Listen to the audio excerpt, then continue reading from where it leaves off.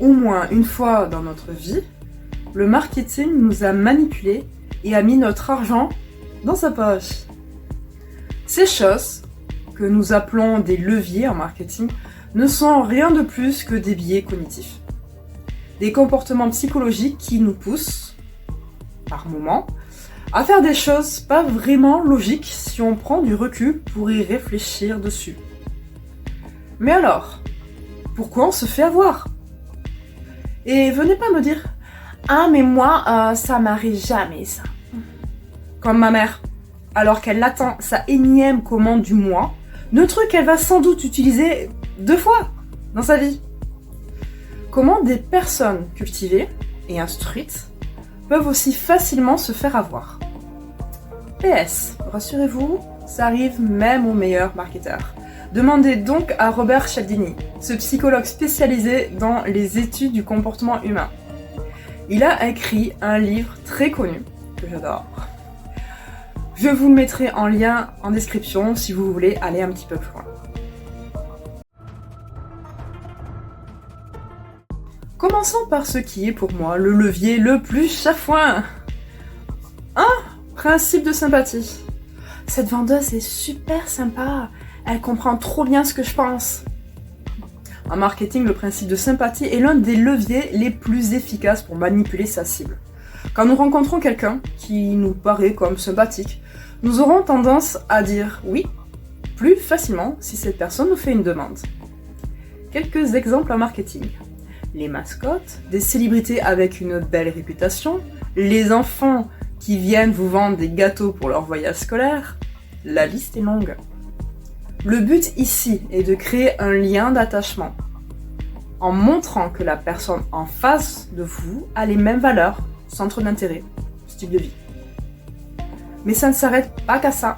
Le mimétisme est aussi une façon de créer ce lien si particulier, en adoptant le même champ lexical, le même ton, la même gestuelle. Et bien évidemment, le tout saupoudré d'un petit peu de flatterie et emballé c'est pesé. Notre cerveau est particulièrement faible sur ce dernier point.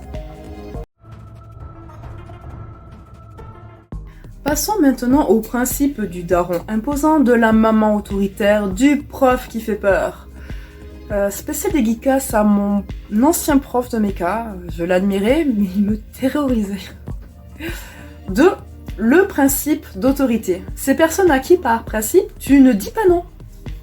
Ici, il s'agit de jouer sur votre... comment dire ça sans froisser des gens, votre faculté à obéir bien sagement à une figure d'autorité. On a parlé de maman, papa, du prof qui fait peur, mais concrètement, en marketing, on retrouve quoi ? Eh bien, tout simplement des expertes, des docteurs, des scientifiques et toute autre personne respectée dans son domaine. De ce fait, si Link, des jeux Zelda, vient vous expliquer comment gérer un poulailler, il aura 0 crédibilité. Mais si Keanu Reeves vient vous donner des conseils sur comment devenir un super acteur, de suite on va l'écouter avec beaucoup d'attention. Même le packaging en lui-même peut être pensé pour susciter le sérieux et le professionnalisme. Le choix des couleurs, la forme, des éléments et symboles emblématiques comme une feuille verte pour les produits véganes. L'objectif, éteindre notre esprit critique et déclencher le réflexe de soumission à l'autorité.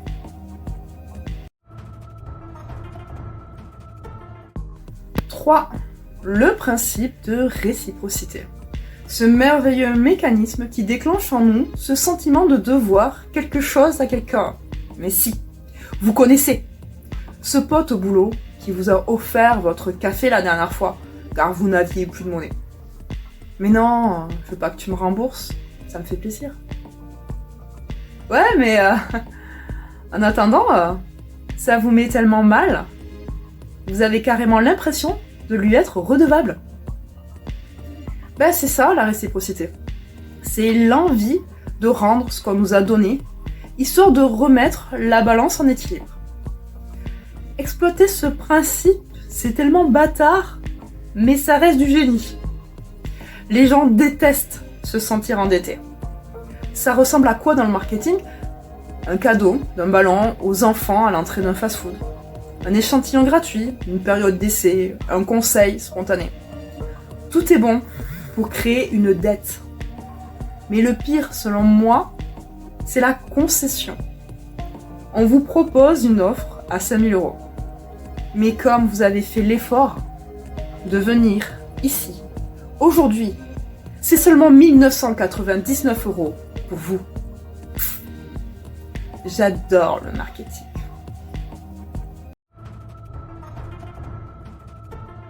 Maintenant, voyons un principe qui est utilisé le plus souvent dans des discours et autres verbiages de rhétorique. Si vous vous êtes endormi, c'est le moment de vous réveiller. Ce truc marche sur tellement de sujets différents. Sans plus entendre, veuillez accueillir 4. Le principe de cohérence. La cohérence, c'est quoi?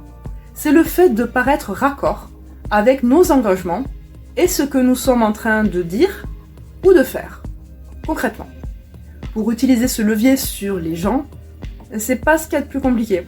Il faut obtenir des petits oui successifs avant de demander la chose que nous voulons réellement voir accepter. Je détaille. Demandez des petits engagements aux gens. S'abonner à vos réseaux, suivre votre webinaire gratuit, donner un avis Google, répondre à un sondage. Il n'y a pas de petits engagements pour le cerveau. Donc chaque action en ce sens crée une sorte de pression de cohérence. Qui plus est, c'est un engagement souvent visible dans la sphère publique.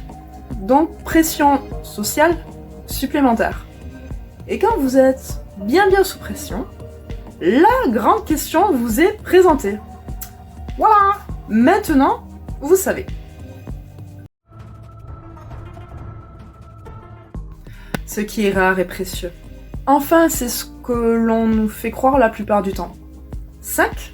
Le principe de rareté. La peur du manque. Le FOMO, comme disent les anglophones, Fear of Missing Out. Il ne reste que 3 articles, dépêchez-vous. On l'a toutes et tous vu, cette phrase, lors d'un achat sur le web. Ce levier joue sur la peur de manquer une opportunité. Gardez bien à l'esprit que dans 90% des cas, c'est purement artificiel.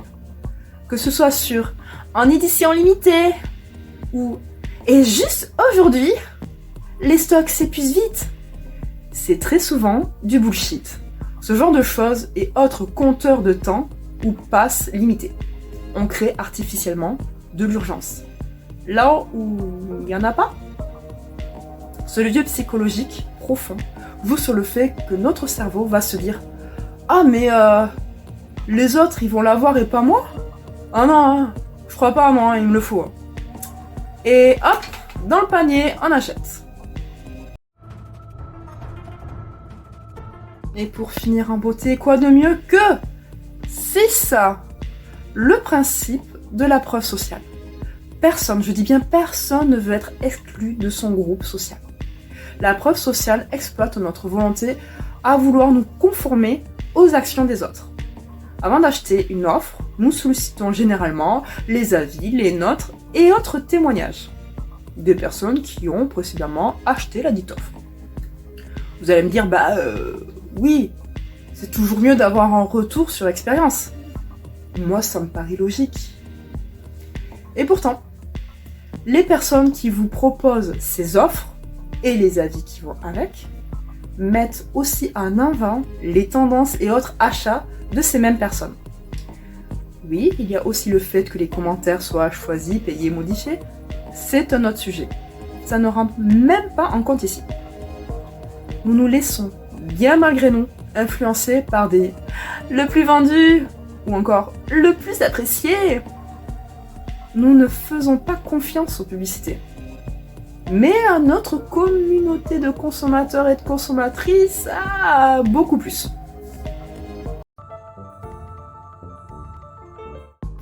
Rassurez-vous, ou pas, il est très difficile de ne pas se faire avoir par ce genre de levier psychologique. Même des personnes dans le métier se font avoir. Notre cerveau ne peut pas être en permanence sur le qui-vive. C'est trop demandé. Mais quand nous sommes éduqués sur le sujet, au moins, de temps en temps, on évite certains pièges. Allez, restez sages, prenez soin de vous, et à la prochaine!